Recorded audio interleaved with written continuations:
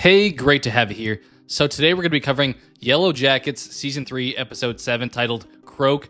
Probably a couple reasons it's named that. One, we have frogs represented here. Also, we have a death here, so fitting name for this episode. We'll follow a similar video format here, talking about the two timelines separately, giving some pros and cons, and an overall episode rating. As a reminder, if you haven't yet, and if you enjoy talking about this kind of stuff, please consider subscribing to the channel. I'd really appreciate it. Now on to the episode, first starting off with the teenager storyline. So kicking things off, we open up with the text saying 3 days earlier in a weird cinematic scene of frogs mating. Then we see our two characters, Edwin and Hanna, who showed up to the Yellowjackets camp at the end of the last episode. They appear to be studying frogs and recording their audio alongside a third companion, Kody, who is serving more as their guide in their typical tough guy survivalist type of role played by Joel McHale. We then get a brief 2 days earlier scene where we have Kody kill and cook an animal, and he actually winds up saying the wilderness provides. Here we also have Edwin, who has really sore feet and is kind of pitched as the anti-outdoorsman in comparison to Kody. Then we cut to 1 day earlier where they're all inside the tent due to rain. It seems that the two scientists are together, but Kody the guide and Hanna are kind of weirdly flirting with one another.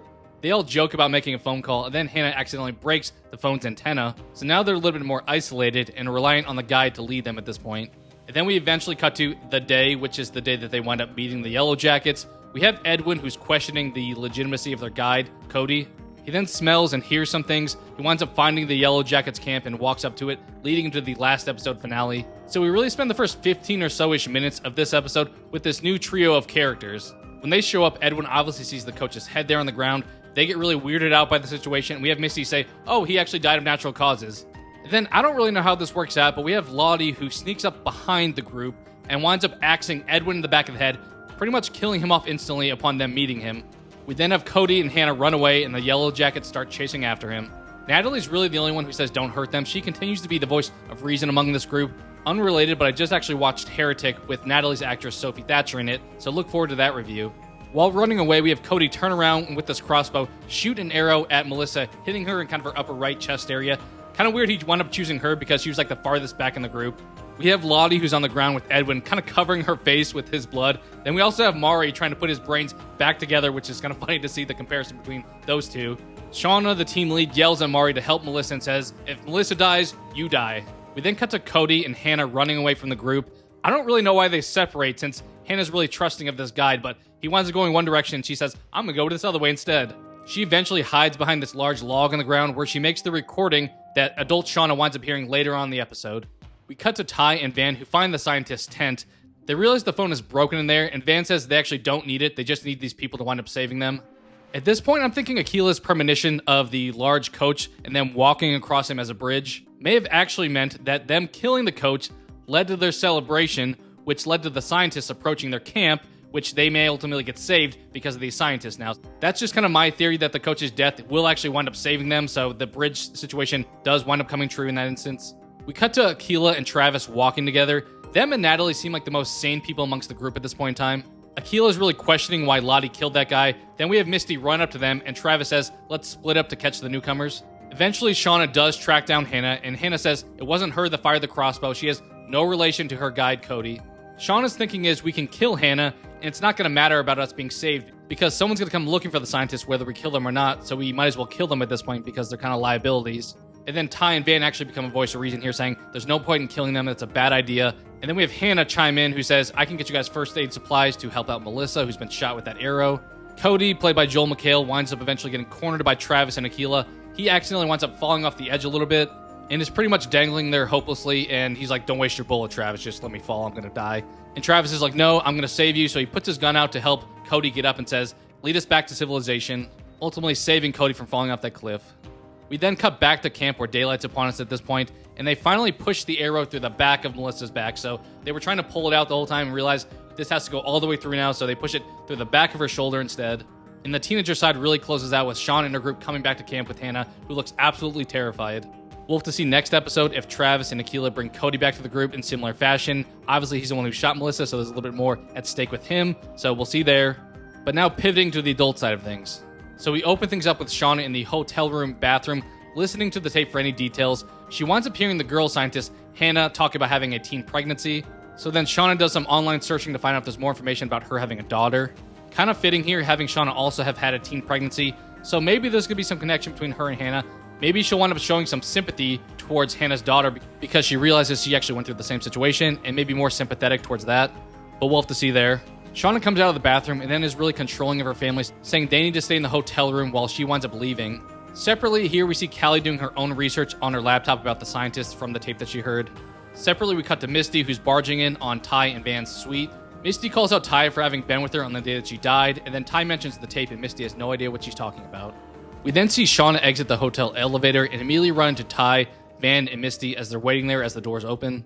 Shauna shares the tape information that she heard. They all bicker back and forth for a little bit, and then Shauna mentions she's going to Virginia to track down Hannah's daughter. And we have Van, Ty, and Misty all agree they're going to go along with her. And I think I prefer when the group's all together. When they get separated on their own separate missions, the story gets a little bit convoluted, but when they're all in a pack together, it feels like it's one main focus that they're driving towards. In the car, we wind up hearing Van mention that Jen and Melissa are dead, so giving us some information there. But we cut to Shauna's face, and at this moment, I kind of question if they're actually dead, at least Melissa. I'm still thinking it's possible that she has something to do with the tapes. Misty then says there's two mysteries going on here. One, who brought the tape back from the wilderness, and then two, why Hannah's daughter would wait 25 years to seek her revenge. It really doesn't make any sense. They wind up stopping for gas, and then we have Ty and Van talking about why Ty went to go see Lottie. And Ty pretty much says here what she's been saying the entire season, which is that she would do anything to keep Van alive. The line that she gives is that, I will live that way, for you, I will. Which is a pretty heartfelt moment, even if it's kind of evil in some ways as well. We then close out that scene with Shauna coming back and sassily saying, okay, I'm going to fill up my own gas. Back in the car, Walter winds up calling Misty, and she's trying to play it super cool. He winds up telling her that Shauna's DNA actually matched the DNA under Lottie's fingernails. So if you remember from a prior episode, Walter wound up grabbing that piece of hair from Shauna, so I imagine that's the DNA he compared. Although he could be trying to play Misty here and saying they matched even if they didn't, so keep that in mind, Walter could be up to something. But either way, kind of funny scene here where they're driving and Misty's really freaking out to herself, and she texts Van and Ty at the same time. So all three of them are texting one another while Shauna's driving. Eventually, Shauna catches on that something's going on here and asks them about it, and they try to make excuses for stopping the car. Eventually, though, Van starts coughing up blood, which gives them a real reason to pull over. They wind up rushing to the hospital, and Ty tells the staff that she's Van's wife, so she's allowed to go in there with her, while Shauna and Misty wait in the waiting room. Neither Misty or Shauna seem to know about Van's cancer, and then Misty confronts Shauna about killing Lottie in the DNA match with the fingernails. Shauna winds up denying it and going over to get some snacks from the vending machine, which she really winds up leaving out the front and taking off in her car, which Misty winds up seeing, but it's too late for her to stop her. While back in care, Van starts seeing various things. She first sees a younger version of herself out in the wilderness, saying that she didn't cheat death, she made an even trade, and eventually her younger self sets the bed on fire. We then cut back to the hospital where she's still kind of seeing things. She winds up seeing an evil Ty there, obviously with the stuff on her mouth, who's saying that she'll do anything to save Van. And then we finally do transition back to reality where Ty's actually there being supportive. We then cut back to the hotel room where Jeff and Callie are there, and Jeff's freaking out about bed bugs. We have Callie approach Jeff here and mention maybe her mom's actually a bad person and they need to stop fooling themselves. Thank you, Callie, for finally seeing it. She brings up the frog scientists and the guide going missing, and Jeff knows nothing about that. She points out that it happened within 100 miles of the Yellowjackets location, which feels pretty unlikely to be a coincidence for her, despite Jeff continuing to try to live in denial, even though he knows the evil that Shauna can do. We eventually close the episode out with Shauna showing up to Hannah's daughter's house, and she has a knife there with her, really leaving us wondering what Shauna's going to ultimately do next here. And here's where I wonder if maybe she's not going to kill Hannah's daughter because she will have that relation to her being a teen pregnancy as well. But Shauna does a lot of bad things, so maybe she won't care at all. We still weirdly didn't get a Hilary Swank appearance here. With only 3 episodes left, she has to appear in the next episode. As far as jumping into some pros and cons, we'll start with the pros. The first being I like the introduction side story that we had here. It reminded me a little bit of season 1 of The Last of Us, where we had the whole episode dedicated to Bill that was unrelated to the main story. I kind of wish we got a little bit more development with these scientists, but it was a cool inclusion to have either way. Second pro, I would say this episode had a lot of great moments of tension. I really like the scene where Misty learns about Shauna's DNA matching Lottie's fingernails and the tension built up in that car scene. And then third pro, I'm glad they finally have somebody calling out Shauna for her BS and really seeing through that facade she has. Whether justified or not, Shauna clearly has a dark past. It is not good for her family's lives. Then jumping into a couple cons I had for the episode, the first one being, we spent a good amount of time with that introduction trio of characters, building some good story there, and then ultimately killing off one of the characters pretty quickly. I felt like we could have had a little bit more development there and more to take place with those characters, and it also seemed a bit strange that somehow Lottie got behind them and wound up killing him with an axe in her hand, even though that group was on kind of high alert after seeing the dead coach, so not sure I totally buy that she wound up getting around them and killing him.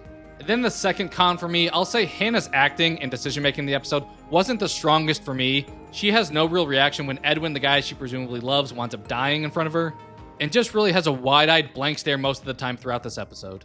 As far as an episode score here, I was a little bit torn. I went back and forth on this one. On first watch, I planned on saying neutral for this episode since there were things I both liked and disliked. I do think the handling when the scientists showed up to the Yellowjackets camp could have been handled a little bit better and had a lot more tension buildup and development there rather than an immediate death and chaos outbreak that took place. After rewatching the episode though, I'm feeling a little bit more optimistic and in a good mood with it. So we'll give this episode, I think, my first positive rating of Yellowjackets Season 3. One thing in favor of the episode, we really didn't have any boring moments throughout it. We either had good story development or action sequences taking place here. Hopefully that intrigue does continue as we near the end of the season. But what'd you think? Were you a fan of this episode? What parts did you like or dislike? I've said it 1,000 times by now, but any theories on the never-ending question of Lottie's death? What do you think Hanna's daughter's involvement is here? Or thoughts on any other mysteries going on? Sound off on all things Yellowjackets down in the comments below. Thank you so much for watching, and I hope to talk to you again soon.